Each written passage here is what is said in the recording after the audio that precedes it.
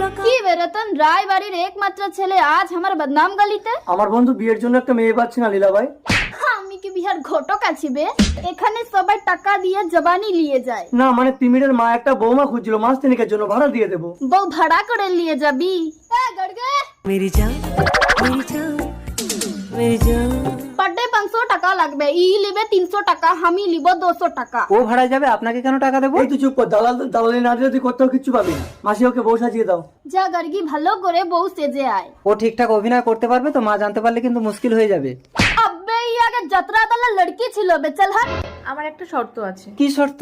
মদ খেয়ে আমার কাছে আসতে পারবে না। ও নিয়ে তোমার চাপ নেই, তিমির একটা বিড়ি পর্যন্ত খায় না। তাহলে আমি রেডি। आकर नशा আরে ও তিমির বাবু, আখ ফড় के কি দেখছিস? আচ্ছা প্যার বেয়ার ছোড়, 3 মাস পরে মাল ফেরত দিবি, চল। মা